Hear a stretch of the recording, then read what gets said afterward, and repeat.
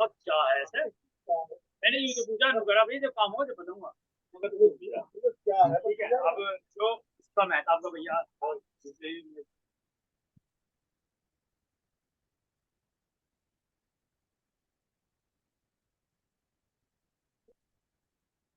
मेरे ख्याल से इतने महासचिव महोदय जुड़ने वाले हैं, उनका भी जी कनेक्ट हो गया है।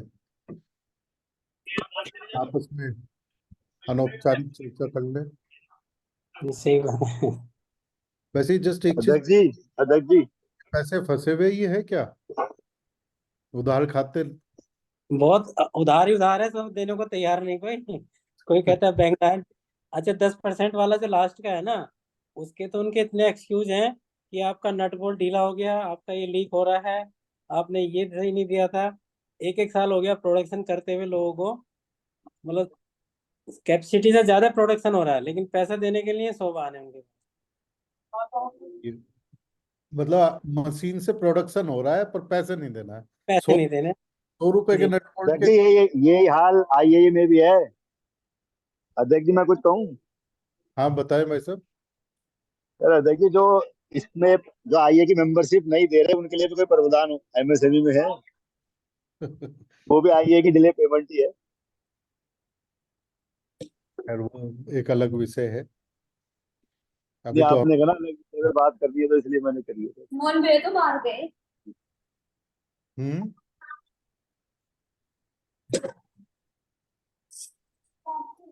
सभी को नमस्कार, जय श्री कृष्ण, जय श्री राम। कृष्णा नमस्कार जैसे जी आलोक जी, सभी को नमस्कार। इंतजार कर रहे हैं, हमने सभी को कहा जय श्री कृष्णा जी। महासचिव महोदय कहाँ रह गए? प्रमोद जी से बात हो रही थी, अभी ज्वाइन कर रहे हैं। प्रमोद भाई हाँ साहब जी, आवाज आ रही है मेरी नीरज जी? हाँ सर, नमस्कार सर, नमस्कार जी। नमस्कार जी, नमस्कार। नमस्कार।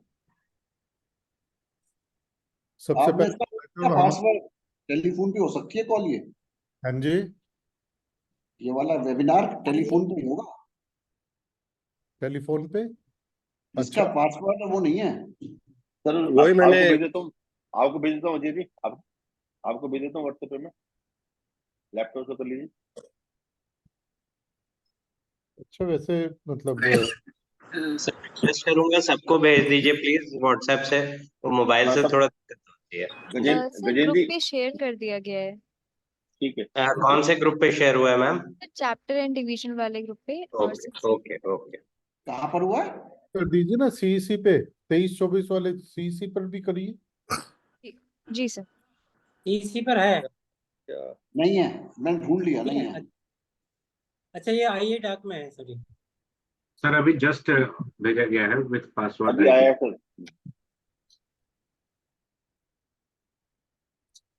तो मैं तो आईएसीसी वाले से ही उठाया था सर, कल का है मैसेज है। सर नहीं वो नहीं, मोबाइल का अभी भेजा है। अभी ठीक है, आपने मोबाइल का उठाया ना, लिंक से आप जुड़े हुए कनेक्ट हुए हैं, मेरे आईडी से नहीं हुए। अच्छा जी जी जी जी हाँ वो आईडी से प्रॉब्लम ज्वाइन ये आ कीजिए। रही है कि लैपटॉप से नहीं कनेक्ट हो पा रहा है कोई भी। जी जी जी जी। सबसे पहले तो अजय भाई साहब, आपके बड़े भाई साहब के स्वर्गवास पर हमारी तरफ से भावभीनी श्रद्धांजलि। पीछे लगा था, अभी परसों मीटिंग थी। अच्छा ये हमें आइडिया नहीं था, तनुज जी के फादर, मतलब ये तो पता लगा था उस मैसेज में कि आपके भाई है, लेकिन तनुज जी के फादर का नहीं पता लग पाया था। आप म्यूट है भाई साहब, अजय भाई साहब आप म्यूट है। जी जी भाई साहब नमस्कार। जी नमस्कार। अजय जी का म्यूट ही है अभी। नहीं नहीं, आ रही आवाज आपकी। एक्चुअली टेलीफोन आते हैं ना बीच में तो गायब हो जाता है कम्युनिकेशन घर से। जी आप सर लैपटॉप नमस्कार से सर नमस्कार। लैपटॉप से ज्वाइन कर लीजिए, लैपटॉप या डेस्कटॉप से। मोबाइल पे प्रॉब्लम है। आपने दे दिया क्या, कोई पासवर्ड दे दिया? हाँ जी, हाँ जी, सीसी में भेजा, सीसी में उसकी मीटिंग आईडी और पासवर्ड भेजा। तो मैं समझता हूँ भाई साहब, आलोक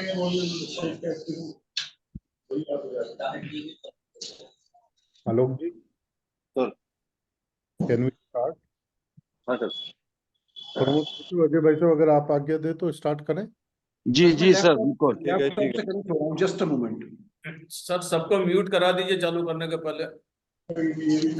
गजेंद्र जी सबको म्यूट कर दीजिए।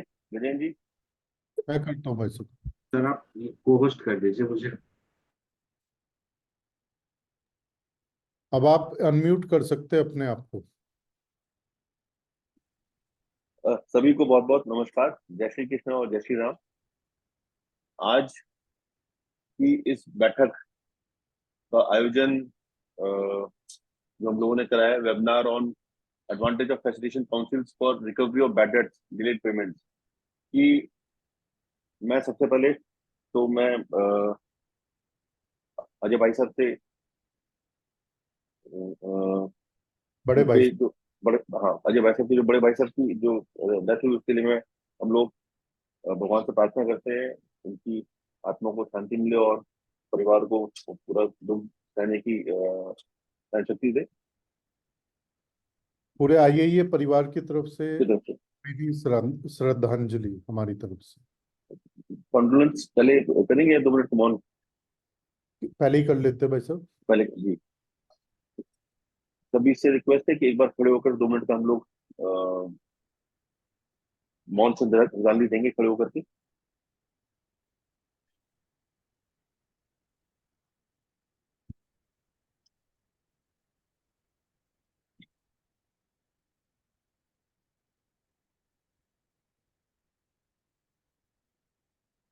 सभी लोगों से रिक्वेस्ट है कि अजय भाई साहब के बड़े भाई की डेथ हो गई थी, उसके लिए हम लोग मौन श्रद्धांजलि दे रहे हैं, तो सभी से रिक्वेस्ट है खड़े होकर कृपया 2 मिनट के लिए शांत हो जाए।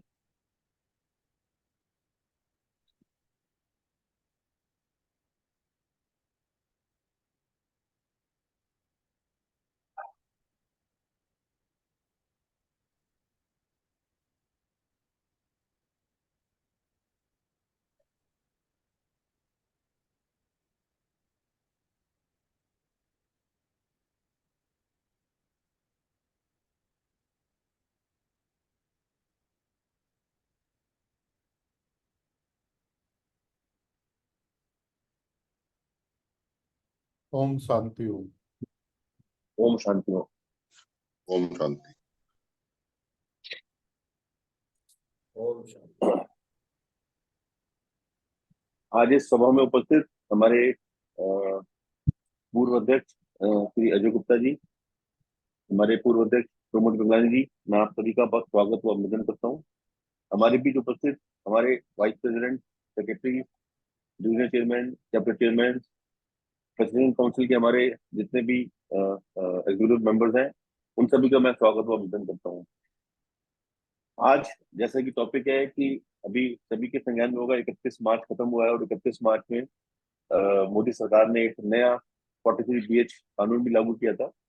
एमएसएमई एक्ट 2006 तो बहुत पुराने से चला आ रहा है और एमएसएमई के साथ साथ यूपी गवर्नमेंट का फैसिलिटेशन काउंसिल का भी एक सेक्टर, एक डिवीजन चल रहा था जो कि पहले स्टेट लेवल पे था, अब ये 18 कमिश्नरेट्स में चल रहा है। तो इसी के संबंध में डिलेड पेमेंट्स में इंडस्ट्री की, एमएसएमई की कैसे हम उसके बारे में हेल्प कर सकते हैं, तो मैं इन्हीं सब के बारे में आज हमारा चर्चा होने। तो सबसे पहले मैं अपने अध्यक्ष श्री नीरज सिंह जी से रिक्वेस्ट करूंगा कि आज की इस चर्चा के ऊपर अपना अवलोकन दे।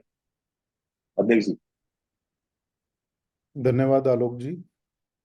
सर्वप्रथम हमारे आज के वेबिनार में उपस्थित हमारे इंडियन इंडस्ट्रीज एसोसिएशन के सभी सम्मानित पूर्व अध्यक्ष, हमारे सेंट्रल ऑफिस बेयरर्स, हमारे चैप्टर्स के पदाधिकारी, चैप्टर चेयरपर्सन्स, डिविजनल चेयरपर्सन, विभिन्न वर्किंग ग्रुप के चेयरपर्सन्स और सबसे ज़्यादा इम्पोर्टेंट हमारे एंटरप्रेनर्स, आईएए के मेंबर्स, आप सभी को मेरा हार्दिक अभिनंदन और प्रणाम। दोस्तों, हम सब अपनी अपनी एंटरप्राइजेज चला रहे हैं। हमारे साथ एक सबसे बड़ी समस्या कहीं ना कहीं ये रहती है कि जब हम उधार नहीं देते हैं तो हमारी जो सेल या जो प्रोडक्शन कैपेसिटी है उसके हिसाब से हम प्रोडक्शन करने के बाद माल नहीं बेच पाते हैं। उसके कारण कई बार हम लोग उधार माल देते हैं और जब उधार माल देते हैं तो उसमें कुछ ना कुछ पैसा फंस जाता है। अगर मैं अभी पीछे चर्चा हो रही थी तो सभी से जब बात हो रही थी तो हर एक का कहना यह था कि हमारे साल भर में किसी के 1% टोटल टर्नओवर का और किसी का 5% तक बैड डेब्ट में कन्वर्ट हो जाता है।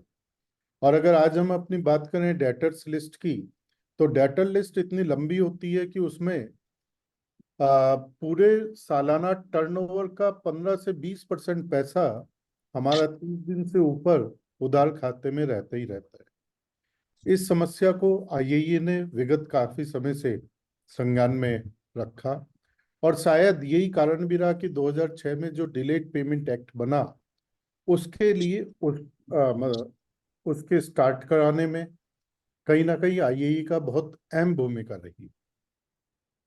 इस डिलेड पेमेंट की समस्या के समाधान हेतु हम सब आईएईए में कार्य कर रहे हैं और आपके संज्ञान में होगा कि हमारे उत्तर प्रदेश में लगभग 18 कमिश्नरी में जो फैसिलिटेशन काउंसिल्स है, उनमें इंडियन इंडस्ट्रीज एसोसिएशन के मेंबर सम्मानित सदस्य भी है। अब सदस्य होने के बाद एक प्लस पॉइंट ये हो जाता है कि जब भी उन फैसिलिटेशन काउंसिल में कोई केस पहुंचता है तो हम लोग अपनी आवाज को सही तरीके से, प्रभावी तरीके से रख पाते हैं।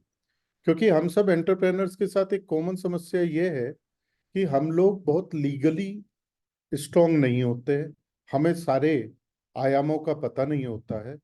तो उन सब चीजों को संज्ञान में रखते हुए हमारे जितने भी मेंबर्स जो फैसिलिटेशन काउंसिल में एज ए मेंबर रिप्रेजेंट करते हैं, वो हमें सहयोग करते हैं, हमारे मेंबर को जिसकी समस्या है उसको सपोर्ट करते हैं। जैसे मैंने कहा कि समस्या के ये जो उधार की या डिलेड पेमेंट की समस्या है, इसके समाधान के लिए उत्तर प्रदेश के सभी मंडलों में गठित फैसिलिटेशन काउंसिल में आईएईए प्रतिनिधित्व कर रहा है। हमारे बीच में हमारे 2 पूर्व अध्यक्ष जो मेरठ एवं सहारनपुर मंडल में फैसिलिटेशन काउंसिल में के सदस्य हैं, वो भी हमारे बीच में है। और लगभग अभी पीछे एक हमारी 27 मार्च को मीटिंग हुई थी लखनऊ में, जिसमें सभी फैसिलिटेशन काउंसिल्स के मेंबर्स आए थे और एक मुंबई से सुप्रीम कोर्ट के हमने एडवोकेट भी बुलाए थे। इसके साथ साथ एसीएस एमएसएमई भी उस मीटिंग में खुद उपस्थित थे। लगभग सभी मंडलों के, काफी मंडलों के और जो पदाधिकारी भी हैं वो लोग भी उसमें उपस्थित थे।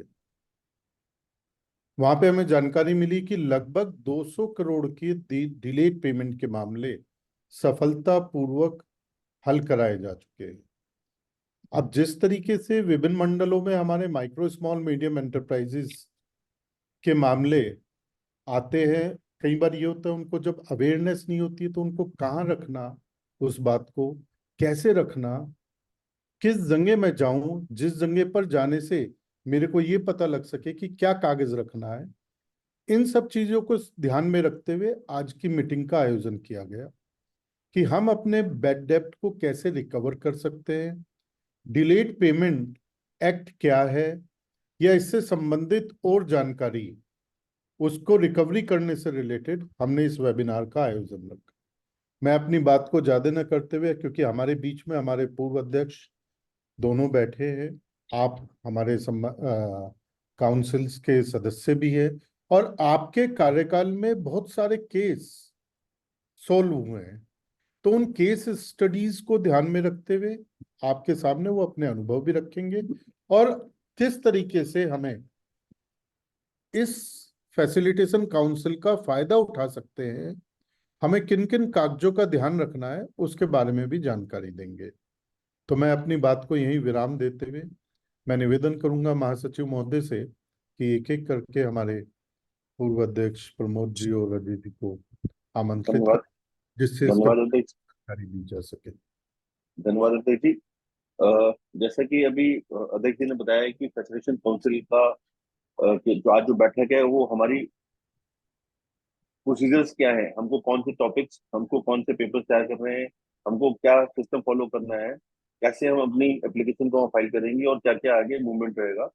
तो मैं अधिक बात न करते हुए मैं सबसे पहले अपने पूर्व अध्यक्ष आदरणीय श्री अजय गुप्ता जी से निवेदन करता हूँ कि कृपया अपना माइक अनम्यूट करके आज हाउस को बताएं कि कैसे प्रोसीजर क्या है, किस तरह से हम अपने अपने बैड डेट्स को एमएसएमई होने के नाते फैसिलिटेशन काउंसिल में दाखिल कर सकते हैं ताकि हमारी पैसे की रिकवरी हो सके। जी अजय आलोक गुप्ता जी, जी। धन्यवाद। सर। नमस्कार मित्रों, जैसा कि बताया हमारे अध्यक्ष जी नीरज जी ने कि डिलेड पेमेंट एमएसएमईज के जो पेमेंट लार्ज स्केल से स्मॉल से भी जो डिले होते हैं उसकी स्थिति वाकई बहुत भयावह है। और ये आपने बिल्कुल ठीक रीडिंग है कि साल भर में 1% से 5% तक हमारा डेट बेड हो जाता है और 20 से 30% हमारा एनुअल टर्नओवर का हमेशा पेंडिंग उसमें रहता है। अब मेरा जो करीब तजुर्बा है 2-2.5 साल का काउंसिल में, तो मुझको अंदाजा नहीं था कि इतना ज्यादा लोगों का पेमेंट पेंडिंग है, इतनी ज्यादा यूनिट सफर कर रही हैं बिकॉज ऑफ नॉन पेमेंट। और इसमें जो हमारे पास जो लिस्ट है वो अनएंडिंग होती जा रही है। मतलब अब तक हमें 2 साल में करीब 1200 केस मिल चुके हैं और उसका इनकमिंग अब बहुत फास्ट हो गई है। जैसा ही बताया अभी नीरज जी ने कि हम लोगों ने पिछले 2 साल में करीब 200 करोड़ रुपए, मेरठ सहारनपुर की तो रिपोर्ट जो यहाँ पे आई थी, रियलाइज कराए हैं। और ये रियलाइजेशन सिर्फ वो है जो हमने रिकंसिलेशन में वसूल कर लिए हैं। जो केस हमने अवॉर्ड कर दिए उसका तो फिर हमको नहीं पता कि आगे क्या हुआ, कि वो कोर्ट से उनको पैसा मिला नहीं मिला या उसके बाद पैसा मिला। लेकिन हमारी काउंसिल में ही जो रिकंसाइल कर दिया, मतलब रिकंसाइल उसे कहते हैं कि हमने बायर सेलर को कन्विंस करके पेमेंट वहीं करा दिया, बिफोर लिटिगेशन वहीं खत्म हो गया। वो अमाउंट मेरठ का है 166 करोड़ जो पेमेंट हो गया, और बाकी सहारनपुर का होगा या और उनका होगा। और जो मेरठ में जो हमने जो अचीवमेंट मैंने महसूस किया कि गवर्नमेंट सेक्टर के बहुत पेमेंट इस काउंसिल के थ्रू पॉसिबल हुए, जिसमें मेजर डिपार्टमेंट बिजली विभाग है जिसमें बहुत लंबे लंबे लोगों के पेमेंट अटके हुए थे, या जल निगम है, ट्यूबवेल है, सिविल सर्जन ये होते हैं, मेडिकल सर्विसेज हैं, और नगर पालिका है, जो बिल्कुल क्रोनिक जो नॉन पेमेंट वाले जो मशहूर हैं वो ज्यादा पेमेंट थे। और यहाँ कमिश्नर ने बहुत मेहनत करके उन सबको डीओ लेटर लिखवा कर बहुत पेमेंट रियलाइज कराए। और जो मैंने एक चीज महसूस करी कि जितने भी पेमेंट नहीं हो रहे थे या जो हमारे यहाँ केसेस आए, उसमें ऐसा शायद 2% होंगे जिनके पास पैसे नहीं थे या उनकी मजबूरी थी पेमेंट ना करने की। 98% लोग देवर विलफुल डिफॉल्टर्स, वो करना ही नहीं चाहते थे, उनका बिजनेस चल रहा था, लेकिन शायद ये बिल्कुल बन गया है हिंदुस्तान में नॉर्म कि अगर आप किसी का पेमेंट ना करें तो कोई जरिया नहीं है, कोई उनसे वसूल ले। कोई भी कोर्ट ऐसी नहीं है जो आपको पेमेंट रियलाइज करके दे दे। तो इस मामले में काउंसिल बहुत अच्छा एक टूल है, बहुत इफेक्टिव हो गया है। और मैं मेंबर से रिक्वेस्ट करूंगा कि ज्यादा से ज्यादा लोग इसका लाभ उठाएं। और जहां तक प्रोसीजर की बात है, इससे सिंपल और कुछ हो नहीं सकता जो काउंसिल का प्रोसीजर है अप्लाई करने के लिए। उसमें सिंपली आपको एक इनवॉइस देनी होती है, पीओ हो तो ठीक है, ना भी हो तो भी चलता है। और बाकी लेजर अकाउंट होता है, एक बैंक एक सी का सर्टिफिकेट होता है, मतलब वेरी वेरी बहुत मिनिमल 3-4 चीजें होती हैं जो आपको उसमें देनी होती हैं। और फीस भी बहुत नॉमिनल है, 3,000, 5,000, 10,000, 3-4 स्लैब हैं ये जो आपको देने होते हैं। और एडवोकेट आपको नहीं करना, अपने आप ही आपको केस करना चाहिए। You send some anyone from the company. तो उसमें मैं अपनी काउंसिल में महसूस करता हूँ कि मुझे किसी एडवोकेट की जरूरत नहीं है। प्लेंटिफ मतलब एमएसएमई जो आना चाहें वो खुद रिप्रेजेंट करें, बाकी केस हम समझ लेते हैं। और टाइम की जरूर बात है कि इसमें मिनिमम 3 रिकंसिलेशन मीटिंग होती है, 3 आर्बिट्रेशन होती है। इससे कम पे अगर हमने जो भी कोई अवार्ड किए 2-3 थोड़ा कम करके, तो हाई कोर्ट ने या कमर्शियल कोर्ट ने उसमें स्टे कर दिया कि साहब ठीक से सुना नहीं गया। तो 3-3 जरूर टाइम देना पड़ता है। तो 6 महीने से लेके 9 महीने का समय जरूर लगता है। और जो हमारा एक्सपीरियंस है, मेरे ख्याल से हमने 98-99% प्लेंटिफ के फेवर में, एमएसएमई के फेवर में अपने जजमेंट दिए हैं। और इस जजमेंट का फायदा ये है, there are 2 benefits if you get award from council, कि एक तो आपका डेट एस्टेब्लिश हो जाता है। जो हम अवार्ड कर देते हैं डेट, वो किसी और कोर्ट में मतलब चैलेंज नहीं होता, वो डेट आपका एस्टेब्लिश हो जाता है। और दूसरा ये कि अगर कोई अपील करता है, आपका रेस्पोंडेंट अगर अपील करता है, तो उसको 75% पैसा जमा करने के बाद ही अपील एडमिट होती है। तो जनरली ये देखा गया है कि अगर आपने 100 रुपए का केस फाइल किया है, तो जनरली हमारे यहाँ लोग 1 साल, 1.5 साल, 2 साल बाद तो आते हैं, बहुत कोशिश करने के बाद जब पेमेंट नहीं पाते, और 1 साल हमारे यहाँ लग जाता है, तो 3 साल में वो 100 रुपए के 200 रुपए हो जाते हैं जब हम अवार्ड करते हैं। ये तो मिनिमम है, क्योंकि वो उसका इंटरेस्ट का मीटर बहुत फास्ट है। It is 3 times the PLR rate and monthly compounding, which comes out to be today, it comes out to be around 27-28% annually. तो 3 साल में डबल हो जाता है। तो जब वो अपील करने जाता है, तो उसको 100 रुपए अगर प्रिंसिपल 150 रुपए जमा करने होते हैं to get the appeal admitted. तो बहुत लोग अब कोशिश कर रहे हैं कि किसी भी तरह पैसे दो और ना अपील करो। और बस ये जरूर है कि इसमें वैसे बहुत पता नहीं और काउंसिल में क्या वो है पोजीशन, ये जरूर है कि इसकी कोई मॉनिटरिंग होनी चाहिए काउंसिल की वर्किंग की, और एसीएस लेवल से होनी चाहिए, जिससे कि कमिश्नर्स और उसके जो सेक्रेटरी मेंबर हैं, उन लोगों को कुछ लगे कि somebody is मॉनिटरिंग देम, कि उनकी क्या रिजल्ट है, वो क्या कर रहे हैं। और मैं समझता हूँ इतना तो फिलहाल तो मैं यही कहूंगा, और कोई किसी की क्वेरी होगी then I will answer. Thank you. Alok ji, मैं समझता हूँ प्रमोद मिगलानी जी हमारे पूर्व अध्यक्ष हमारे बीच में हैं। आप फैसिलिटेशन काउंसिल सहारनपुर के सम्मानित सदस्य हैं। मैं आपसे भी निवेदन करूंगा कि आप अपना एक्सपीरियंस, आपके यहाँ पे कुछ अच्छी केस स्टडीज, इन दोनों को आप बताएंगे तो शायद फिर उसके बाद हम एक क्वेश्चन आंसर सेशन का स्टार्ट कर लेंगे। प्रमोद मिगलानी जी। धन्यवाद नीरज जी, देव जी। एक सेकंड, मेरा मोबाइल भी ऑन है तो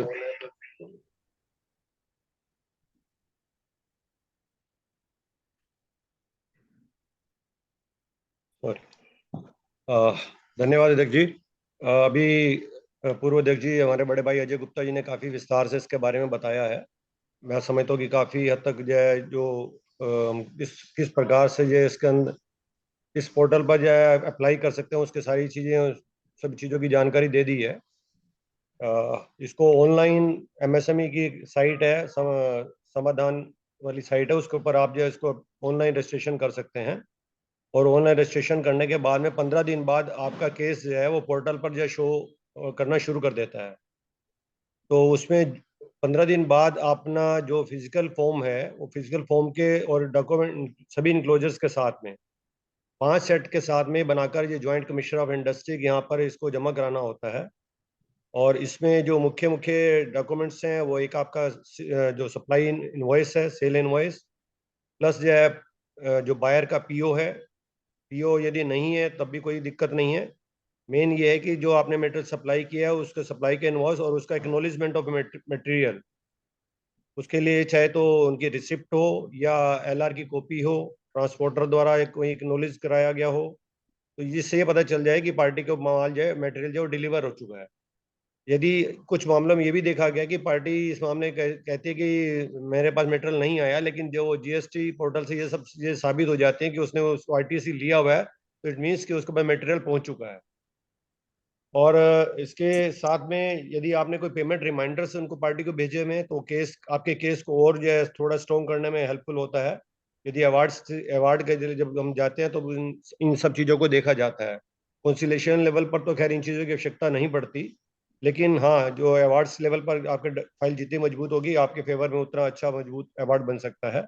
तो पेमेंट रिमाइंडर्स और एक उसमें इंटरेस्ट सर्टिफिकेट जो सीए के द्वारा टोटल जब तक की पेमेंट डिले है उस डिले पीरियड का इंटरेस्ट का सर्टिफिकेट बनाकर या सीए द्वारा भेजा जाता है, और एक एफिडेविट आपको जो है जमा कराना होता है 10 रुपए का एक एफिडेविट बनवाकर आपको इन सब चीज़ों के डॉक्यूमेंट के लिए। और उसके साथ साथ जो एक मेन इंपॉर्टेंट डॉक्यूमेंट है वो एमएसएमई उद्यमी रजिस्ट्रेशन, जो पहले जो पार्ट 2 होता था फिर उसके बाद में उद्योग आधार हुआ और अब आज की डेट में उद्यमी रजिस्ट्रेशन है।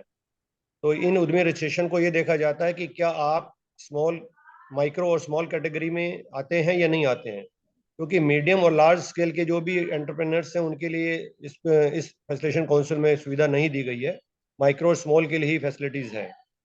तो वो डॉक्यूमेंट्स काफ़ी इंपॉर्टेंट रहता है। और जिस डेट में आपने मटेरियल सप्लाई किया है क्या उस डेट में आपने उद्यमी रजिस्ट्रेशन करवाया हुआ था या नहीं, कहीं ऐसा तो नहीं कि मटेरियल सप्लाई करने के बाद में आपने उद्यमी रजिस्ट्रेशन लिया हो, तब उसमें थोड़ी सी दिक्कत आ जाती है।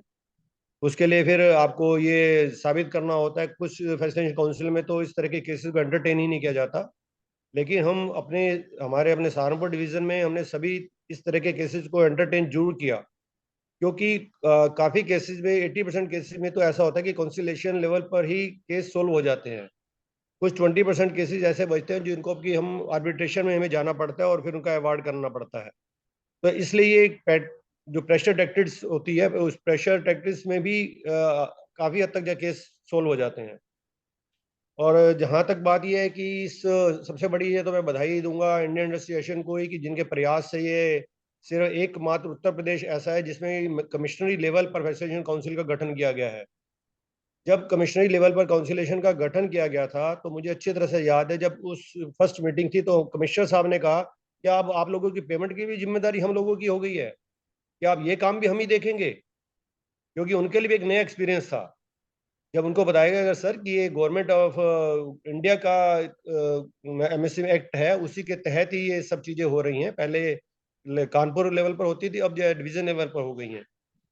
तो खैर वो उनको मानना पड़ा, क्योंकि इस जो ये जुडिशरी कमेटी है और उससे वो बाहर नहीं जा सकते थे। उन्होंने फिर मीटिंग ली और काफ़ी अच्छी सक्सेसफुल मीटिंग भी हुई और काफ़ी अवार्ड भी किए गए।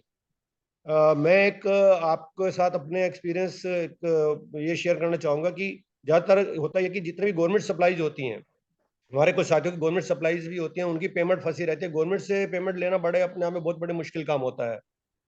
तो एक केस हमारा ऐसा ही आया था, मुजफ्फरनगर की एक पार्टी थी, उन्होंने रामपुर डिस्ट्रिक्ट में डीएम साहब के कहने पर कुछ काम किया था, सर्विसेज दी थी, तो उसके पेमेंट नहीं हो पा रही थी।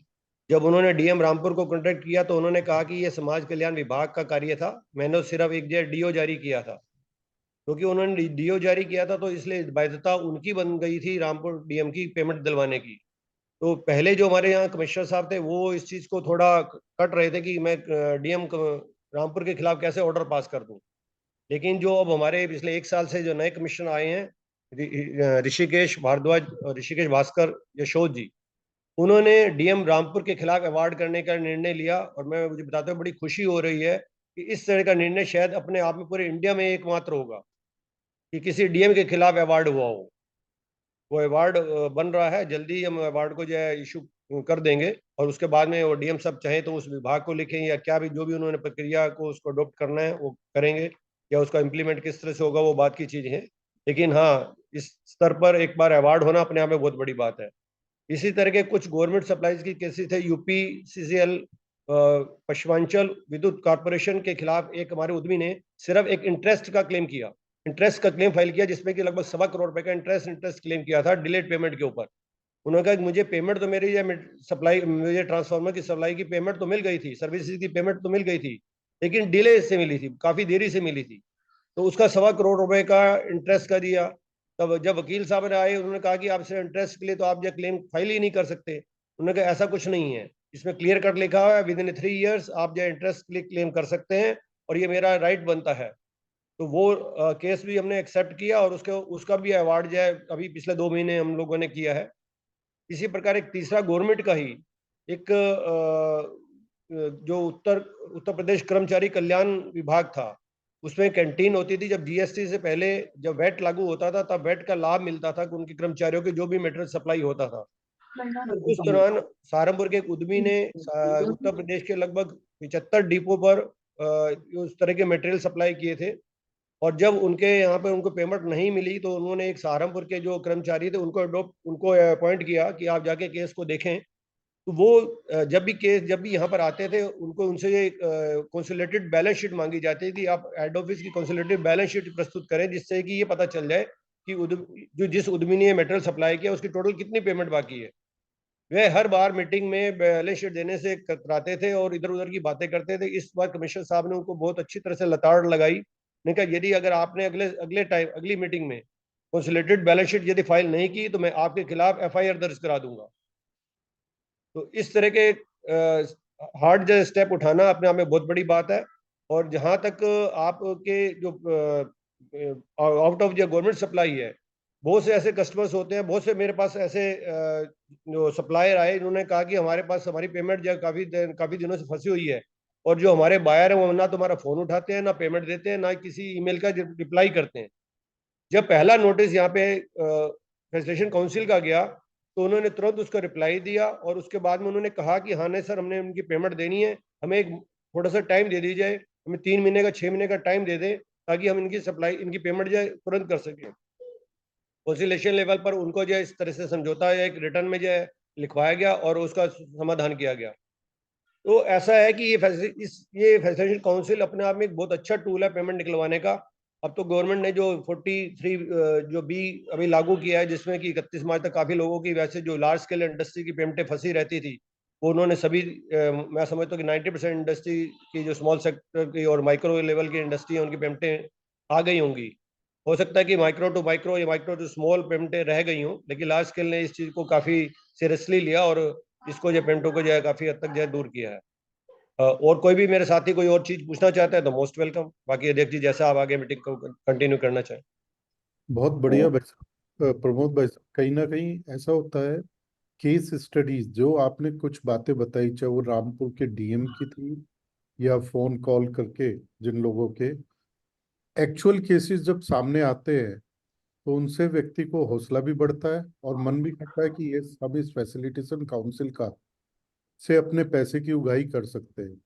क्योंकि मैंने जनरली ये देखा है कि जिसके पास पैसा फंस जाता है उससे व्यापार भी बंद हो जाता है और पैसे तो हम निकलवा ही नहीं पाते हैं।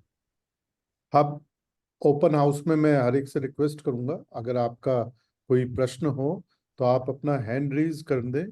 इसमें में जाकर आप हैंड रेज कर सकते हैं। पहले गौरव जैन जी। आलोक जी आप प्लीज। नमस्कार सर, मेरा एक छोटा सा प्रश्न है कि जब एक बार कमिश्नर मैडम इसको अवॉर्ड कर देती हैं, उसके बाद इस पेमेंट की रिकवरी का शॉर्टेस्ट प्रोसेस क्या है? क्या DM सीधा RC जारी कर सकता है या हमें कमर्शियल कोर्ट में जाना पड़ता है and then you have to again fight a case कि कमर्शियल कोर्ट इसकी रिकवरी कंप्लीट करे? नहीं, इसमें पहले हमको 90 डेज का ये इंतजार करना पड़ता है, क्योंकि ये 90 डेज के अंदर यदि वो चाहे तो अपील कर सकता है। अपील तभी हो सकती है जबकि उसका 75% अमाउंट वो जमा करवा देगा। जमा करा दे 75% पेमेंट जमा अगर वो नहीं कराता है और अपील में नहीं जाता है तो हम इसके एग्जीक्यूशन के लिए हम इसको आगे जा सकते हैं। एग्जीक्यूशन जो है वो यहाँ पे सबसे बड़ी खास बात ये है कि यूपी के लिए कि लैंड एक्ट, जो लैंड रेवेन्यू एक्ट है, उसके तहत ही जो RC जारी करने का प्रोविजन है वो फैसिलिटेशन काउंसिल को भी दिया गया है। तो हम खुद जो है RC जारी करके वहाँ के DM जहाँ के बायर हैं उनको भेजा जा सकता है, वहाँ के DM को भेजा जा सकता है। तो आपके हिसाब से RC सीधा फैसिलिटेशन काउंसिल ही जारी कर देगी DM के? जी, RC फैसिलिटेशन काउंसिल कमिश्नर साहब के थ्रू ही जारी होगी। Right, okay. तो रिकवरी हम रिकमेंड करेंगे, DM को रिकमेंड करेंगे, DM जारी करेगा, उसका परफॉर्मा बनके फैसिलिटेशन काउंसिल से ही जाएगा। हाँ, थ्रू DM। हाँ, थ्रू DM, मतलब वो कॉमर्शियल कोर्ट में जाने की आवश्यकता नहीं है। नहीं, ये काउंसिल का प्रेरोगेटिव है कि चाहे वो रिकवरी जारी करे और चाहे तो वो फिर छोड़ दे कमर्शियल कोर्ट में जाने के लिए, या हमारा प्लेंटिफ रिक्वेस्ट करे। अगर वो कहता है कि मेरी रिकवरी में मुझे करिए तो हम रिकवरी के लिए रिकमेंड कर देंगे, और if he wants to go to commercial court for execution of decree तो he can approach the commercial court for execution of decree. जो हमने अवार्ड किया है उसकी डिक्री कहलाती है वो। ओके, वो थ्रू कमर्शियल कोर्ट होता है।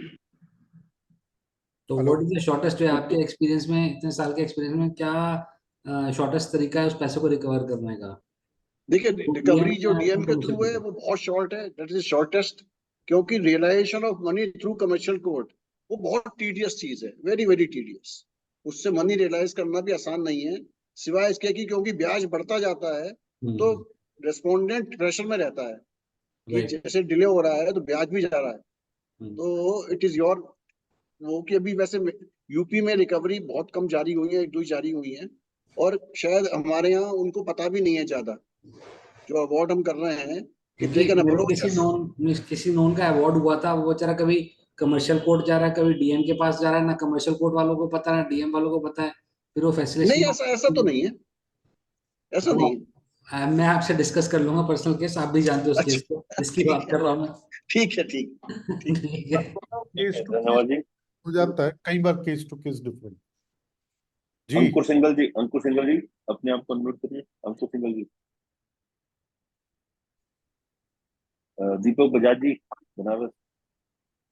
हाँ, नमस्कार सभी को प्रणाम। प्रणाम। नमस्कार, प्रणाम सर। मैं बोल महासचिव सर। सर हाँ जी, सर। हाँ जी। मेरा 2 प्रश्न है सर कि एक तो प्रश्न ये है कि जिस समय जो स्मॉल इंडस्ट्री है वो अपने भुगतान के लिए दावा कर रही है, वो जब उसका बिलिंग हुआ था कस्टमर को, उस समय वो स्मॉल में थी, और अब जब वो आज अगर उसकी रिकवरी के लिए दावा कर रही है, वो मीडियम में आ गई, तो क्या वो दावा कर सकती है क्या? दूसरा प्रश्न ये है कि माइक्रो स्मॉल के लिए तो ये बहुत अच्छी सुविधा सरकार की तरफ से है, अपने भी फेलिसिटेशन काउंसिल के द्वारा जो है काफी अच्छा कर रहे हैं। अगर कोई मीडियम और लार्ज अगर है और उसका पेमेंट रुक जाए तो वो क्या करे? अजय भाई भाई साहब। मैं जवाब दूं इसका? जी। एक तो मेरा आपसे ये रिक्वेस्ट है कि अपना परिचय जरूर दें, जो बोले, मैं बहुत कम लोगों को मतलब ना पता रहे मुझे कहाँ से हैं। दीपक हाँ जी। जी, मेरा नाम दीपक से बनारस से। वाराणसी से हूँ, और जी। अध्यक्ष जी ने फूड प्रोसेसिंग और एग्री बिजनेस कमेटी का वो दायित्व दे रखा है। जी, थैंक यू। तो अगर बिजनेस की बात करें तो इंडस्ट्री में मेरी फ्लोर मिले। आपका पहला प्रश्न था कि जब आपने सप्लाई किया तब आप स्मॉल थे, उसके बाद प्रमोट कर गए मीडियम में। हाँ, अगर ऐसा पीरियड तो वही माना जाएगा जब आपकी सप्लाई हुई। अगर सप्लाई के जो आपकी इनवॉइसेज हैं, अगर उस पीरियड में आप स्मॉल थे तो आपका वैलिड रहेगा क्लेम, यू कैन, आप अपना क्लेम कर सकते हैं। और जो आपने कहा कि उसके लिए क्या करें, मीडियम एंड लार्ज कहाँ जाएं, तो ये शायद गवर्नमेंट की मंशा थी कि माइक्रो और स्मॉल के पास एडवोकेट करने का, लिटिगेशन लड़ने का पैसा भी नहीं है, सामर्थ्य भी नहीं है। और शायद सरकार ये समझती है कि मीडियम और large they can fight their own cases in the regular courts. Regular courts वैसे तो बहुत आसान है, क्योंकि जितने भी इकोनॉमिकल मैटर्स हैं वो सब कमर्शियल कोर्ट में आ गए हैं, और कमर्शियल कोर्ट में क्योंकि सिर्फ यही काम है तो अब मैटर डिले नहीं हो रहे, it is very very fast.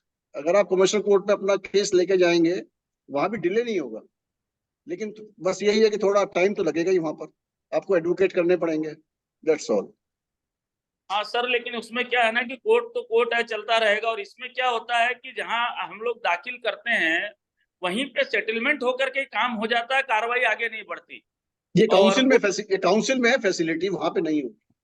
हाँ, जी। तो मतलब अभी मीडियम और लार्ज के लिए ऐसी कोई वो गवर्नमेंट की तरफ से, लेकिन ये भी नहीं, जो कमर्शियल कोर्ट बनी है ये बहुत बड़ी फैसिलिटी है। पहले डिस्ट्रिक्ट जज और एडीजे थे, उनके यहाँ तो साल दर साल सिर्फ तारीख लगती थी, कमर्शियल कोर्ट के पास कोई और काम है ही नहीं, इसलिए डिस्पोजल बहुत फास्ट हो गया है। जी। एक चीज और थी सर कि ये जो हमारा इनवॉइस है, इनवॉइस पहले तो उद्यमी प्रयास करता है कि बातचीत से पैसा मिल जाए, कुछ सामने वाला पेमेंट देता है तो उसको एक आशा बंधी रहती है कि मिलेगा ही।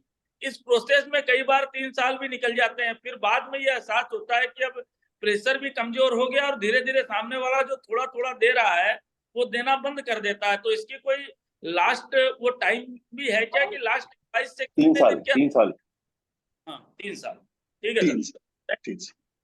3 साल from the date of last payment या last communication, any transaction, last transaction, payment और सप्लाई। जी, thank you sir. Thank you जी। अजय केसरी जी। सर हमें भी बोलना है कुछ, अगर इजाजत हो तो एक बार हमें भी बोलना है। बोलिए अंकुर जी, आपका बोलिए। तो आप हाँ। अंकुर जी बोलिए। नमस्कार भाई साहब। नमस्कार जी। सर मैंने एमएसएमई फैसिलिटेशन काउंसिल में मैं मेरठ से बोल रहा हूँ, अंकुर सिंघल, प्रीमियर इंजीनियरिंग कंपनी। विद्युत विभाग में हम लोगों की सप्लाई रहती है।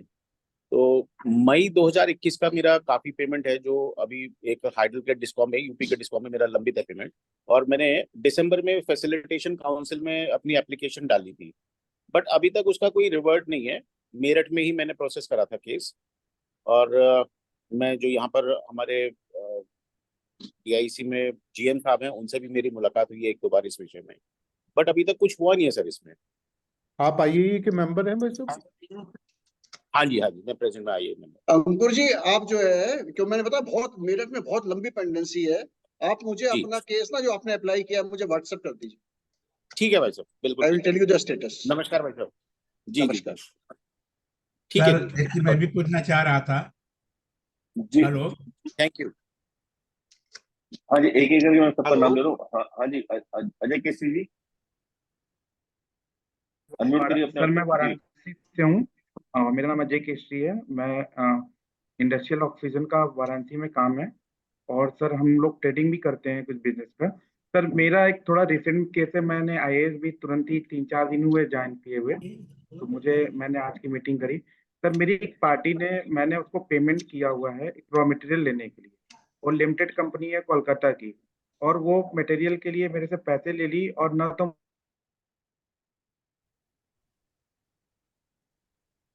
आपकी आवाज नहीं आ रही है। आपकी आवाज म्यूट हो गई है। हेलो। हाँ अब आ रही है जी। सर मैं ये कह रहा था कि मैंने कलकत्ते की कंपनी को कुछ रॉ मटेरियल लेने के लिए 33 लाख रुपए की पेमेंट करी थी।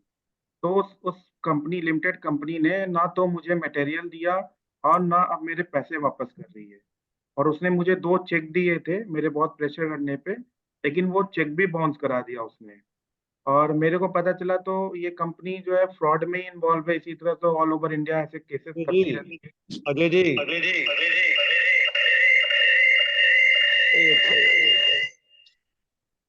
हेलो। अजय भाई हेलो। साहब से अजय जवाब जी, ये जो मैं आप बात कर रही हैं, एक्चुअली में आपने पेमेंट मटेरियल लेने के लिए आपने पेमेंट की है, ना कि मटेरियल सप्लाई की पेमेंट आपके पास पेंडिंग है। जी जी जी जी। इसमें क्लियर कट लिखा हुआ है कि आपकी पेमेंट जो भी आपकी सप्लाई इनवॉइस के अगेंस्ट में है, उसके लिए आप अप्लाई कर सकते हैं इस फॉर्म पर। आपने यदि कुछ एज एडवांस किसी को मटेरियल लेने के लिए पेमेंट की है, तो उसके लिए अप्लाई नहीं किया जा सकता। अच्छा, तो सर इसके लिए सजेशन मुझे मिल सकता है कि मतलब मुझे क्या करना चाहिए? मैं तो काफी परेशान हो गया हूँ उस मैटर पे। अदरवाइज तो लोकल दूसरी एडमिनिस्ट्रेशन में दौड़ के, लेकिन चेक कहीं जो से कुछ सुनवाई डिसऑनर नहीं हो रही। हुए हैं यदि चेक बाउंस हुए हैं तो उसका चेक उसका नेगोशिएबल इंस्ट्रूमेंट के तहत आप 143 का उसमें लगा सकते हैं। ओके, वही बेस्ट ठीक है। तरीका है केसरी जी। जी जी, ठीक है। ठीक है चेक बाउंस लगेगा इसमें, चेक बाउंस का केस करिए, और कोई तरीका नहीं। सर। ओके जी, यू हाँ जी, लाइक। कुलदीप नमस्कार बत्री जी। सर। सर मेरे 2 क्वेश्चन। जी सर मैं टेकराम शर्मा 12 चैप्टर से बोल रहा हूँ। आसरी नेचुरल्स प्राइवेट लिमिटेड मेरी फर्म का नाम है, और मैं आईआईए का मेंबर हूँ सर।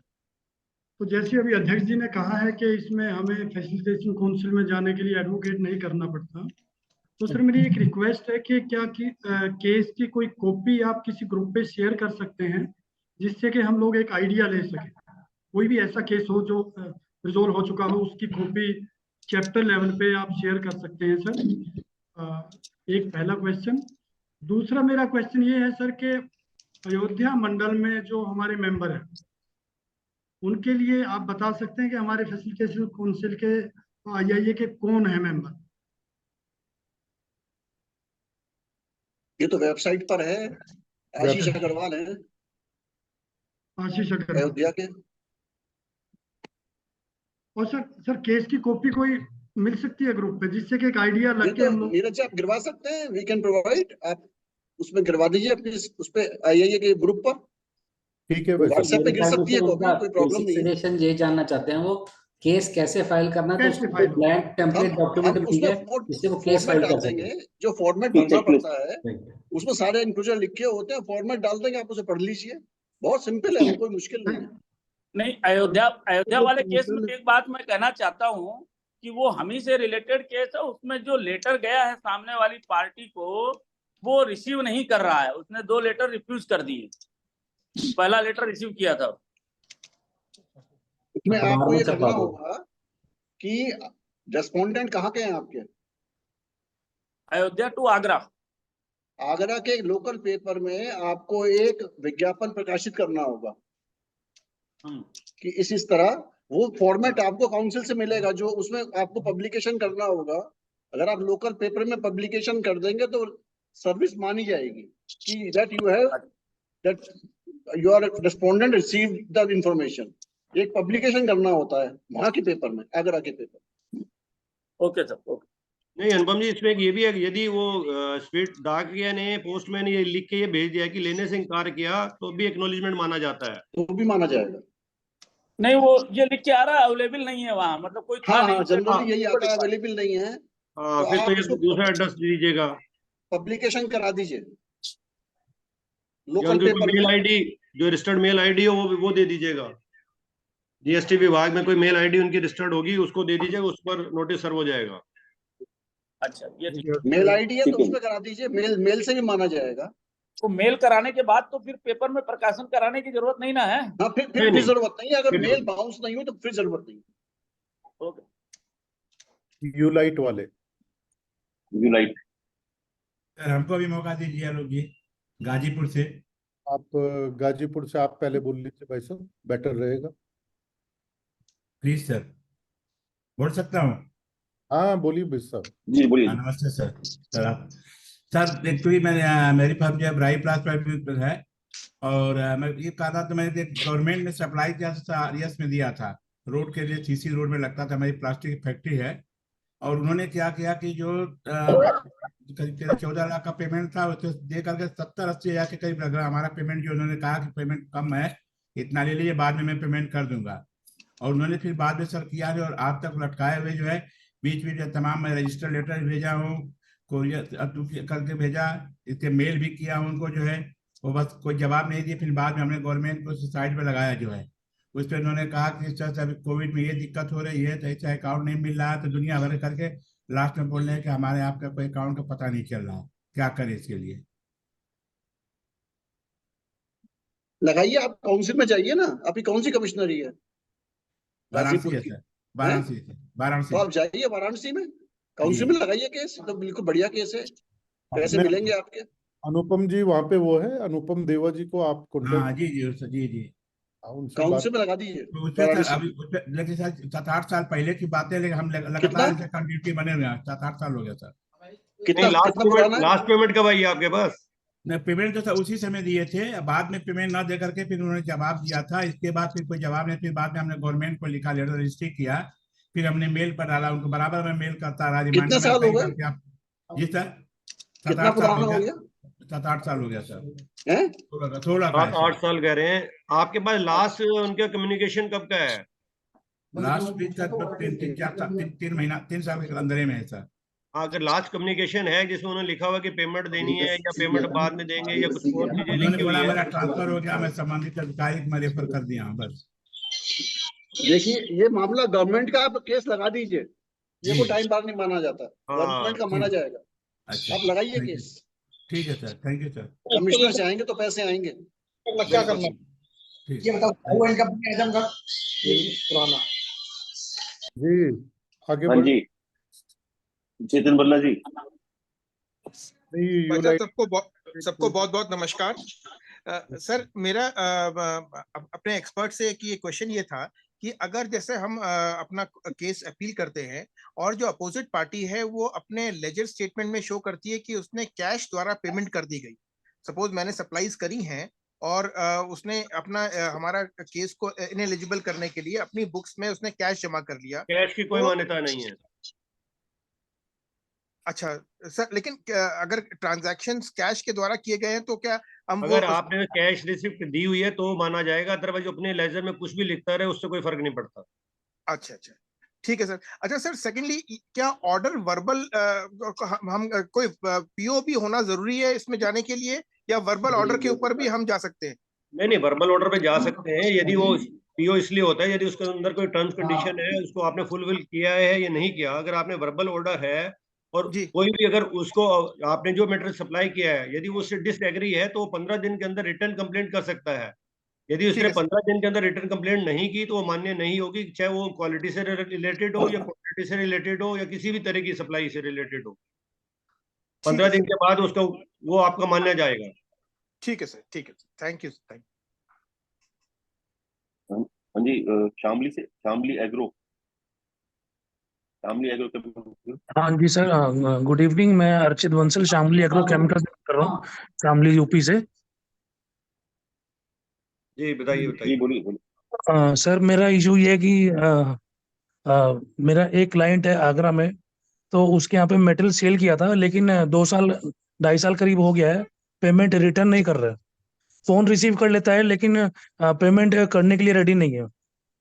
सेकंड इशू है कि दूसरा क्लाइंट एक मेरठ में है, वो भी पेमेंट मतलब करने के लिए रेडी नहीं है। फोन रिसीव कर लेते हैं, मैं 3-4 बार वहां पे जा भी चुका हूँ, लेकिन वो कहते हैं कि 2 दिन बाद पेमेंट आ जाएगा, परसों आ जाएगा, आज शाम को आ जाएगा, लेकिन पेमेंट उनका तो 3 साल हो गया है, पेमेंट आया नहीं है। एक्चुअली मेरे पास ये उनका परचेज ऑर्डर तो नहीं है, और जो सेल हुआ था उनका गाड़ी का एक्नॉलेजमेंट लेटर भी नहीं है। कोई बात नहीं बंसल जी, इसमें कोई दिक्कत नहीं है। ये इस तरह से बहुत से, ये एक नॉर्मल सी एक प्रैक्टिस रहती है बायर की कि पेमेंट नहीं देने के लिए। हाँ जी, हाँ उसको जी। कुछ नहीं है, आप इसको काउंसिल में जाइए, फैसिलिटेशन काउंसिल में अपना केस लगा सकते हैं, आपको बड़े आराम से पेमेंट मिल जाएगी। जल्दी जाइए, सहारनपुर लेकिन में आता है। 3 साल हो गए, आप कह रहे हैं जल्दी जाइए। 2.5 साल हो गए, 2-2.5 साल बता रहे हैं। एक में 3 साल कह रहे हैं। हाँ जी, एक में 3 साल हो गया। जल्दी करिए। हाँ तो मेरे उसमें को अभी क्या करना होगा? अब मेरे को क्या FIR नोट कराना होगा अपना शामली लोकल में? नहीं इसका नहीं कराना होगा, आपको समाधान पोर्टल पे जाकर ऑनलाइन रजिस्ट्रेशन कराना होगा, इसके फैसिलिटेशन काउंसिल साइट पर जाकर। ओके। उसमें और फिर ऑनलाइन पेमेंट रिटर्न आने में कितना टाइम लगेगा? मतलब फास्टली हो जाएगा या कैसे? आगे क्या करना है प्रोसेस? यदि पार्टी, कई बार तो ऐसा होता है कि पहले नोटिस पर ही पार्टी पेमेंट दे देती है, या ये होता है कि 1-2 मीटिंग कर बाद में कंसिलिएशन लेवल पर पेमेंट हो जाती है। कुछ केसेस में देखा जाता है कि जहां पर वकील लोग पार्टी की तरफ से आ जाते हैं तो वो पार्टी को गुमराह कर देते हैं कि आपको पेमेंट देने की आवश्यकता नहीं है, हम आपका केस फाइट करेंगे। तो ऐसे केसेस में डिले हो जाता है, फिर वो आर्बिट्रेशन लेवल पर पहुंच जाते हैं। आर्बिट्रेशन लेवल पर भी फिर जिरह होती है और उसके बाद में अवार्ड होता है। तो इन ऐसे केसेस में जहां पर ये लिंगर ऑन होता है वहां पर तो 6 महीने से 9 महीने लग जाते हैं।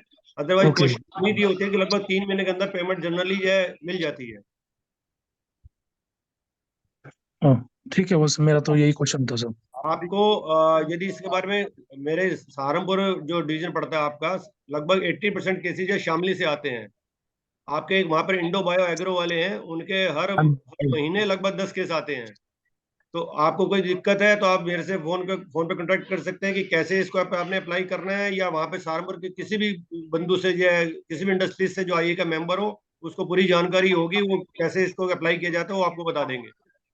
जी भाई साहब, एक कॉमन क्वेश्चन यहाँ पे लिखा गया है चैट बॉक्स पे कि इसको फाइल कैसे करना है। एक छोटा सा ब्रीफ आप और अजय जी अगर दे दें तो मेरे ख्याल से। बताइए कैसे दें हम? आप सीसी इसमें व्हाट्सएप पे डाल दें, कैसे डालें?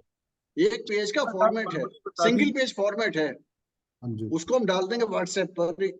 उस फॉर्मेट में कुछ एनक्लोजर्स हैं, सेल्फ एक्सप्लेनेटरी है, उसमें कोई दिक्कत नहीं होगी। हाँ, इसमें कोई वेबसाइट पे लॉगिन करना है या फिर आगे क्या प्रोसेस है, कैसे उसको कर सकते हैं? इसकी वेबसाइट है www.samadhan.msme.gov.in। नोट कर लें, samadhan.msme.gov.in। इस पर आप ऑनलाइन जाकर रजिस्ट्रेशन कर सकते हैं। ऑनलाइन रजिस्ट्रेशन करने के बाद में आपने फिजिकल फॉर्म जो है एक भरना है, वो और इनक्लोजर्स लगा के ज्वाइंट कमिश्नर ऑफ इंडस्ट्री के यहाँ देना है 5 सेट में। ये जो फॉर्मेट है अध्यक्ष जी, ये आप मैगजीन में छपवा दीजिए फॉर्मेट। ठीक है भाई, आइए मैगजीन, हाँ इस बार छपवा, छोटा सा फॉर्म उसे छपवा दीजिए, फिर किसी को प्रॉब्लम होगी फिर बात करेंगे। फॉर्मेट और चेकलिस्ट भी होगी इसकी, जो हमको फॉर्मेट में है, चेकलिस्ट में फॉर्मेट में ही है। ओके, उसको मैगजीन में प्रिंट करा दीजिए। ठीक है जी। इसमें क्या क्या डॉक्यूमेंट चाहिए वो आपको हम भेज देते हैं, व्हाट्सएप कर देते हैं, आप उसको जो है डलवा दीजिए ग्रुप में। ठीक है जी। हाँ जी, मोहन जी। ओलाइट के नाम से, ओलाइट के नाम से अध्यक्ष है जी, किसी का? अध्यक्ष जी, जी मनमोहन भाई साहब, मेरा मनमोहन केस 1 साल हो गया लगे हुए, लेकिन अभी तक कोई डेट नहीं आ रही है। जी भाई साहब। 1 साल से मैंने केस लगा रखा है, लेकिन अभी तक कोई डेट नहीं आ रही है। क्षेत्रपाल जी से बात करिए ना, क्षेत्रपाल जी से फोन करिए। क्षेत्रपाल जी से कह चुका हूँ कई बार, लेकिन वो सुनते नहीं है। अरे लेकिन गजब। दूसरा मेरे साथ मेरे केस में ये है कि जो बायर प्रोप्राइटर था वो मर चुका है। तो क्या हो गया? कोई और कंपनी तो चल रही है? कंपनी खत्म हो गई? कंपनी बंद हो गई है, वो प्रोप्राइटरशिप कंसर्न बंद हो गई है। फिर कुछ जो नहीं हो उनके सकता। जो उनके नॉमिनी होंगे, जिन्होंने सारी एसेट्स की जिम्मेदारी ली होगी, तो लायबिलिटीज की जिम्मेदारी उन्हीं की बनेगी। सर, इनके मनोहर राजपाल जी उनके पिताजी से मिलके आए थे तो भैया वो बेटे की उन्होंने लायबिलिटी कैसे, FIR लिखा दी थी ससुर उन्होंने पे। इनके खिलाफ FIR करा दी। तो अब ये अभी रिवर्स उसके FIR को क्रॉस चेक कर रहे हैं। मतलब सिर्फ मिलके आए थे कि भैया वो रिकवरी कैसे होगी, आपके बेटे की डेथ हो उसका गई है। एड्रेस बता दो, हम भेज दें। वो FIR कराई होगी ना, मनमोहन राजपाल जी उससे प्यार मोहब्बत की बातें करके आए होंगे थोड़ी सी। नहीं, बात मोहब्बत नहीं, सिर्फ हमने कहा कि आप एड्रेस बता दो हमको, उनके पास हम कागज भेजते हैं। कंपनी बंद हो गई तो बड़ा डिफिकल्ट है। लेकिन डेट तो चलिए, लगाए, जाती है। फैसिलिटेशन काउंसिल को तो डेट लगानी चाहिए। हाँ, डेट लगेगी। डेट लगने में क्या मनाही है? लगेगी। 1 साल हो गया पूरा। काउंसिल डेट तो लगाएगी। अगर कहीं रिसीव हो, क्या पता आपका। क्वेश्चन था। ये तो आलोक जी देख लेंगे भैया। आलोक जी देख लेंगे। Thank you sir. Kaushik ji कर लीजिए अपनी। अरे भैया, राजपाल जी की सुन लो भाई, ऐसा क्या हो रहा है? उससे मैंने आपको बताया ना कि उनकी उल्टी FIR लग गई। कौशिक जी unmute कर लीजिए। JP कौशिक जी अनम्यूट करिए, म्यूट है आप। भाई नीरज जी, दिया तले अंधेरा, हमारे राजपाल जी का अगर जो केस नहीं हो रहा तो प्रणाम भाई। भाई सेक्रेटरी साहब, ये नमस्कार, बहुत बहुत नमस्कार। नमस्कार सर। मैं ये कह रहा हूँ कि ये तो बड़ा वो है, हमारे क्षेत्रपाल जी को आप अपनी तरफ से कहिए। फैसिलिटेशन काउंसिल तो देखिए पहले कानपुर ही थी, वहां से 18 डिवीजन अलग हुई है। तो सर क्षेत्रपाल जी को संबल देकर बुलाया जाए। तो कानपुर वाले जरा सामने बुलाओ उन्हें भी, उनसे भी कुछ अपनी राय ले लो। क्षेत्रपाल जी आप बदनाम है। 60% केसेस तो वो कॉन्सिलेशन करा देते हैं। हाँ, 60% केसेस तो कॉन्सिलेशन में करा देते हैं, आर्बिट्रेशन में जाते ही नहीं है। तो आर्बिट्रेशन में जो जाते हैं तो उसके वो पहले ही दोनों पार्टियों को बिठा के कॉन्सिलेशन करके केस सेटल करवा देते हैं। कौशिक जी। तो आलोक जी, आप थोड़ा दबाव डलवाओ। ठीक है सर, ठीक है, ओके। सभी को नमस्कार। एक छोटा सा क्वेश्चन मेरा भी है। JP कौशिक जी बोलो, उसके बाद जी JP कौशिक जी के बाद लेंगे। सर सभी को नमस्कार। मेरा क्वेश्चन ये है कि सर, हमने एक CO2 प्लांट सप्लाई किया बरेली किसी पार्टी को। वो प्लांट उसका रेटेड कैपेसिटी से ज्यादा प्रोडक्शन दे रहा है, सब कुछ दे रहा है, लेकिन हमारा जो 10% पेमेंट है वो दे नहीं रहा। उसके लिए वो मेल जब हम डालते हैं ना पेमेंट के लिए, तो कुछ ना कुछ बहाना मार के कि आपके इसमें प्रॉब्लम है, इसमें ये लीकेज है, उसमें वो लीकेज है, वो पेमेंट नहीं देना चाहता। काउंसिल में आइए, आप हमारे पास आइए ना, वहां क्यों बैठेगा गाजियाबाद में? ठीक है, मेरे मैं चाहिए। मेरे ढाइए ना। मैं आता हूं सर, इसमें मैं कुछ कहना चाहूंगा। आपने बरेली का नाम लिया ना अभी। हाँ जी, हाँ जी। अगर मैं बरेली चैप्टर चेयरमैन हूँ, तनुज बसी। तो यदि आप वो इन्फॉर्मेशन उचित समझें, हमें देना चाहें तो हम देख लेते हैं। अगर वो हमारा मेंबर है तो हम उसको उस लेवल पे बात कर लेते हैं, भाई आप गलत चीज। हाँ, नहीं ठीक बात है। गाजियाबाद का रहने वाला है। रहने वाला गाजियाबाद का है। हाँ जी, हाँ जी। तो सर गाजियाबाद चैप्टर को एक बार शेयर कर दीजिए। वो मेंबर नहीं है हमारा एक्चुअली। आप कंफर्म हो? हाँ जी, हाँ जी। लार्ज इंडस्ट्री में है ना तनुज भाई वो? सर लार्ज इंडस्ट्री में CO2 किसको, आप अगर नाम बताना उचित समझो तो बता दीजिए। नहीं, वहाँ पर एक द्वारकेश शुगर मिल है, उसमें प्लांट लगाया उसने। ओके, फरीदपुर। ठीक है सर। जी जी। मैं आता हूँ सर, आप मंडे। आइए आइए। ठीक है सर, थैंक यू। यूलाइट। सर जी नमस्कार। सर हमारा क्वेश्चन ये है कि सर जो हमारे पहले तो पास, नाम बोलिए सर, कहाँ से बोल रहे हैं? सर शुभम बोल रहा हूँ यूलाइट्रॉनिका सिटी से सर। जी, ट्रॉनिका सिटी को। हाँ सर, ये पूछे थे, अगर जैसे हम MSME में केस लगाते हैं और हमारे पास पार्टी के भी कुछ सिक्योरिटी चेक रहते हैं, तो हम लीगली और एमएसएमई दोनों में फाइल कर सकते हैं या एक ही में फाइल कर सकते हैं सर? दोनों में कर सकते हैं, दोनों में जा कर सकते सकते हैं, कोई मना ही नहीं है। काउंसिल में आने के बाद कहीं भी जाइए, नो प्रॉब्लम। ठीक सर। सर मैं इसमें एक चीज पूछना चाहूंगा। हमने बरेली में, मेरे भी 3 केस लगे थे, सॉर्ट आउट भी हुए, मिल गया। लेकिन हमको अभी शायद हमारे साथ यहाँ पे हमारे बरेली के एसके सिंह साहब भी मौजूद हैं, वो भी फैसिलिटेशन काउंसिल के मेंबर हैं। हमें ये बताया गया था कि अगर काउंसिल में केस लगा हुआ है तो हम लीगल कोई और एक्शन नहीं ले सकते, क्योंकि एक केस मेरा लीगल में लगा हुआ है तो वो काउंसिल में एक्सेप्ट नहीं हो रहा है। तो इस पे थोड़ा नो सा एक नो बार नो रीचेक नो कराइए। No no no no, I am very sure, दोनों जगह चलेगा, दोनों जगह चलेगा। ये भाई साहब, इसमें थोड़ी सी ये है कि अगर चेक बाउंस का केस है वे तो लगा सकते हैं आप, लेकिन सिमिलर ये आप दूसरी कोर्ट में जाकर केस फाइल नहीं कर सकते, इसी नहीं, चीज सिविल में का नहीं, दिन होता है। सर नहीं, मेरा सिविल चेक में बाउंस रही, का ही सर मेरा चेक बाउंस का ही केस है, 2012 से लड़ रहा हूं मैं। चेक बाउंस के लिए आप वो उसके लिए तो आप कोर्ट में जा सकते हैं, लेकिन उसको पेमेंट के लिए चेक बाउंस को छोड़ के यदि आप जनरल अगर पेमेंट के लिए आप जाएंगे किसी कोर्ट में और आपने किसी और मामले में पेमेंट के लिए अगेंस्ट में कोई केस किसी कोर्ट में फाइल किया हुआ है, तो पहले आपको केस विड्रॉ करना पड़ेगा, तभी फैसिलिटेशन काउंसिल में आप आ सकते हैं। इसी चीज का आपको नहीं प्रमोद जी, देना पड़ता है। प्रमोद जी ऐसा नहीं है, एक्सक्यूज मी, ऐसा नहीं है, वहां भी चलेगा, यहाँ भी चलेगा।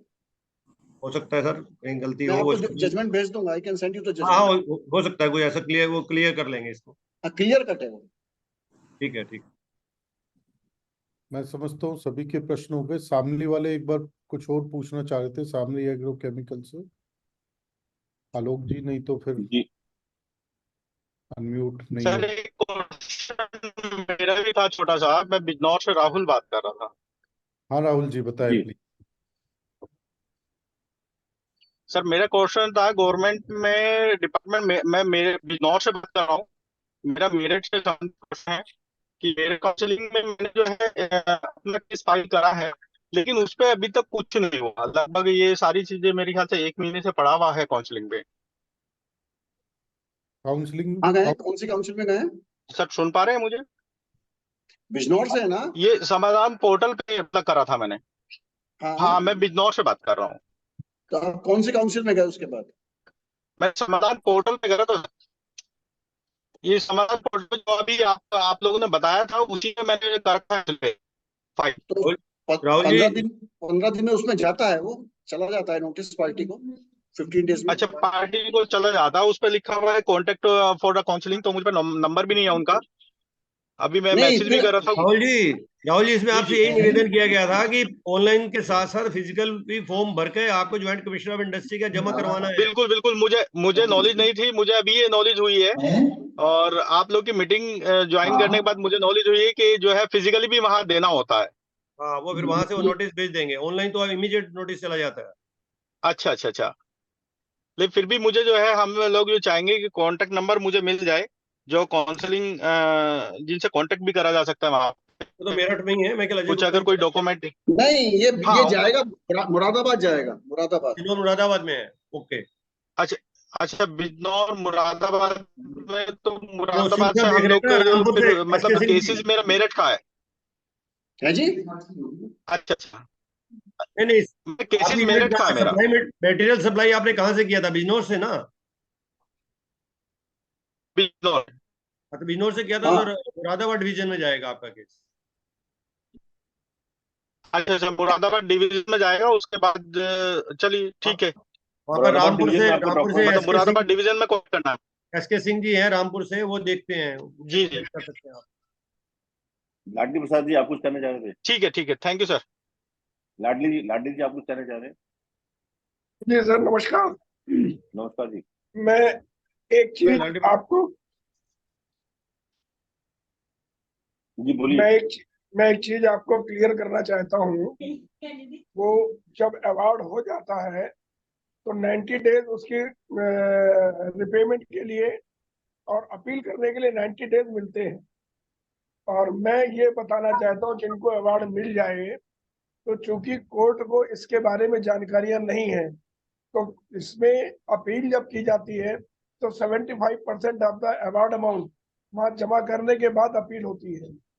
कोर्ट को नहीं मालूम है, तो इसलिए मेरा एक निवेदन है, जिनको अवार्ड मिल जाए वो तुरंत अपने यहाँ के कॉमर्शियल कोर्ट में, या अगर 5 लाख से नीचे है तो डिस्ट्रिक्ट कोर्ट में कैविएट जरूर दाखिल कर दिया करें अपने अवार्ड के अगेंस्ट, कि अगर प्रतिवादी अपील में जा रहा है तो आपको पहले पता लग जाए और अपील की सुनवाई में वो वहां पर पेश होकर वो बता सके कि इसमें 75 जमा करे तब अपील होगी।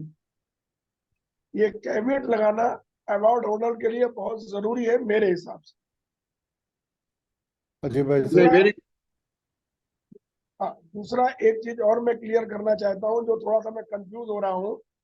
एक रिकवरी केस के लिए 2 जगह आप नहीं जा सकते।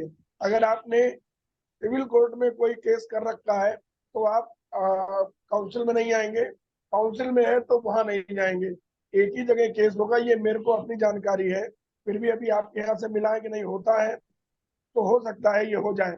जो चेक बाउंस का केस है वो सेपरेट है, वो फौजदारी में होता है, या उसका सिविल से कोई लेना देना नहीं है।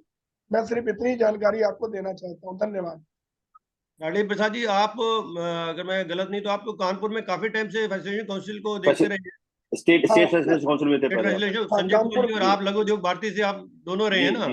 हाँ हाँ, आपके लखनऊ के अग्रवाल साहब भी थे, संजय कौल जी भी मेरे साथ थे। हाँ हाँ बिल्कुल, वो क्योंकि आपके पुराने पुराने जितने भी वो नोटिस हैं वो आपके और संजय कौल जी के साइन से हम लोग मिलते रहे हैं। थोड़ा सा एक काम और करना चाहिए हम मेंबर्स को। हम लोग जब तक हमने अपने राज अग्रवाल जी थे और संजय कौल जी भी थे, हमारे चूंकि कमिश्नर डीआई होते थे, चेयरमैन, तो हम लोग आपस में एक चेयरमैन को एक विश्वास दिला देते थे। तो विश्वास में होता यह था कि काउंसलिंग तो हम लोग कर लेते थे, अगर चेयरमैन के पास टाइम नहीं है ना हो कोई बात नहीं, हम कर लेंगे। बस सिर्फ इतना हम ध्यान रखते थे कि जब आर्बिट्रेशन की फाइनल हियरिंग होती थी वो हम चाहते थे चेयरमैन के साथ होती रहे। तो इससे क्या होता है कि हमारी वर्किंग बढ़ जाती है, क्योंकि चेयरमैन हमारे चूंकि कमिश्नर होते हैं, कमिश्नर के पास बहुत काम होते हैं एडमिनिस्ट्रेशन के, तो डेट देने के बाद भी वो नहीं आते हैं, कभी कभी डेट लेट देते हैं। तो एक थोड़ा सा विश्वास एक उनके साथ आपस में बैठ के मनाना चाहिए कि भाई काउंसलिंग तो हमको कर लेने दो, आपकी आवश्यकता नहीं है, और कोशिश करें कि जब आर्बिट्रेशन की फाइनल हियरिंग हो तो उसके साथ उनको लेने उनके साथ रहना चाहिए। पर थोड़ा सा इतना निवेदन। नहीं बिल्कुल ठीक है। हम सहारनपुर में हम जितने भी कंसिलेशन लेवल के केसेस होते हैं वो ज्वाइंट कमिश्नर और मेंबर 3 मेंबर्स ही इसको जो है अटेंड करते हैं। कमिश्नर साहब के पास जितने भी आर्बिट्रेशन के केसेस होते हैं वो नहीं को वो चेयर करते हैं। ठीक जी, thank you sir. Thank you जी। तो मेरे को लगता है कि लगभग सभी लोगों की क्वेरीज का हमारे पूर्व अध्यक्षों ने, हमारे काउंसिल के जो मेंबर्स हैं उनने वो खूबी जवाब दिया है। और इसके अलावा भी जैसे अभी इसमें बीच में सजेशन आए हैं कि हम अपना जो फॉर्म है उसकी फॉर्म की कॉपी, क्योंकि उसके अंदर में चेकलिस्ट भी है, हम आने वाली जो आएगी मैगजीन इसमें भी छाप देंगे और अपने ग्रुप में भी इसको सर्कुलेट कर देंगे, ताकि हमारे मेंबर्स इसको और आसानी से पढ़ सकें और समझ सकें। साथ साथ ये भी जरूर कहना चाहूंगा कि जो भी केसेस हैं वो अपने ज्वाइंट कमिश्नर, जो अपने कमिश्नरेट के ज्वाइंट कमिश्नर हैं, ज्वाइंट कमिश्नर ऑफिस में जाकर के जरूर वहां पे मिलें, क्योंकि कॉपीज वहां 5 कॉपी सबमिट करनी पड़ती हैं। और अगर वो कोशिश करेंगे तो वहां पर कोई ना कोई उनका स्टाफ ऐसा होता है जो हैंड होल्ड नहीं कर देता है और उनको वो ऑनलाइन अपने केस को रजिस्टर कराने में भी हेल्प करता है। जैसे कानपुर में भी हम लोगों ने यहाँ पर एक स्टाफ को एंगेज किया हो जो हैंड होल्डिंग करता है, और अगर कोई केस अपना ऑनलाइन रजिस्टर नहीं कर पाता तो वो वहां से उसको केस भी रजिस्टर करा देते हैं। तो इस तरह की अगर फैसिलिटी हम लोग वहां पर अवेल कर लें तो मेंबर्स को बहुत आसानी हो जाएगी। तो मेरे को लगता है कि अगर अवेयरनेस बढ़ जाएगी और एमएसएमई का पैसा 45 दिन में आ जाएगा, और क्योंकि जो थर्ड टर्म है मोदी सरकार का वो इससे ज्यादा स्ट्रांग होगा जैसे कि उनका कहना है, तो हो सकता है कि ये और इफेक्टिवली इम्प्लीमेंट हो जाएगा। क्योंकि 2000 एक्ट एमएसएमई एक्ट के तहत जो कंपाउंड इंटरेस्ट है वो पीएलआर का 3 गुना है। तो ये एक बहुत अच्छा टूल है जिसकी वजह से ज्यादातर केसेस काउंसिलेशन में निपट जाते हैं। और वोट ऑफ थैंक्स के लिए आप कॉल कर लीजिए अवधेश जी या दिनेश जी। अवधेश जी, हाँ दिनेश जी शायद नहीं, अवधेश जी है। अवधेश जी, अवधेश जी, अवधेश जी।